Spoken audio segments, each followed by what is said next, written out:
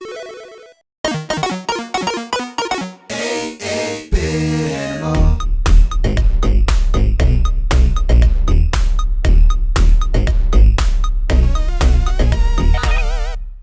you doing, good people? This is the 8-Bit Animal. And today, we're going to talk about a game that's probably the most American thing that we've talked about thus far. Because we haven't talked about any baseball games or anything like that. So, this game is all about money. Dollars, ducats, coins, dinero, Skrilla, cheddar, all that.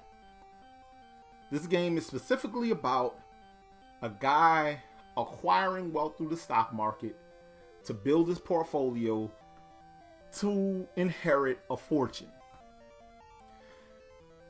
It was developed and published by Sofel, the same people who published Dragon Fighter, which we talked about not too long ago. And it's an interesting concept that I don't think did as well as it could have, because it was a very PC-centric game on the NES. Much like Princess Tomato in the Salad Kingdom. Today, we'll be talking about Wall Street Kid. Now, Wall Street Kid, you have this character who's only known in the game as Wall Street Kid. And his uncle passes away. He's his uncle's only living heir. So his uncle has set up a little test to see if he's worthy of his incredible amount of assets. At the beginning of the game, you're given $500,000 in seed money. With that $500, I think you have a month to raise $1 million to buy a house. You also have to repurchase a castle that was once in your family, that was sold, that has gone back up on the market. And you have to take care of and pamper your girlfriend. If you do all of these things, you acquire this fortune that's valued in the billions. Now, this all seems cool enough, you know, like a reverse Brewster's Millions, that Richard Pryor movie from the 80s. And, yeah, it's an interesting concept. Not something I would have expected from a video game. Definitely not something that I would have been amped to play when I was 10 years old when this game was released. Now, this game is real text heavy,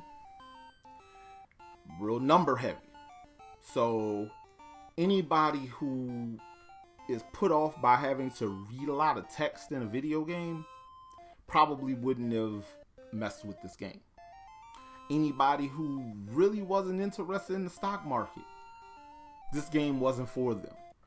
This game definitely catered to the older crowd. Businessmen who bought the NES just to have something in their house to do in their off time, the same way people bought Game Boys in the early days of the Game Boy, just to play Tetris on their commutes or whatever in certain parts of the world. But yeah, it was an interesting concept. You talk to different characters in the game. There's a real estate agent that contacts you about a house that a guy you know owns, and he's selling the house for $1 million flat. And then your girlfriend calls you and she wants to go on dates, and she wants a dog. And so you go to the pet store, and then there's a guy that gives you stock tips. Well, teaches you about the stock market, and you pay him $500 to teach you. And then there's somebody who gives you stock tips that you pay $1,000 to. And yeah, it's just a whole bunch of stuff involving money. But again, this game is all about the stock market and money and amassing wealth, so that all makes sense. Um, the interesting thing to me about this game was that they had all these different companies in the game that were based on real companies. The names were changed, obviously. So instead of like Greyhound, you had Strayhound. Instead of Apple Computer, you had Yapple. YBM instead of IBM. Stuff like that. And yeah, the stock market ebbs and flows just like the real stock market, but it's not as random as in real life. But this game, yeah, it had its P's and Q's all lined up, and it was cool. But this game was not really built for a console market, and as a result, it didn't really sell like that.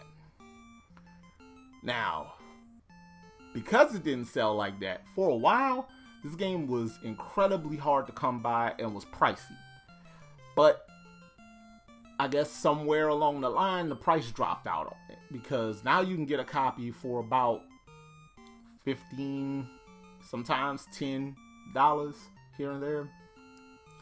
But yeah, Wall Street Kid is an interesting game. It's one of the more interesting RPGs that I've ever came across. Definitely one of the more interesting RPGs I've ever heard of. The concept is cool.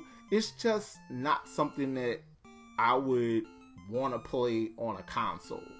You know? If you're into numbers though, this might be your jam.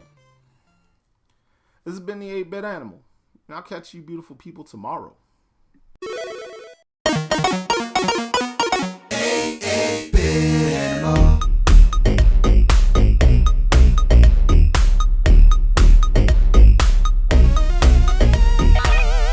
Tomorrow, I wonder if scholarships are available for Ninja School.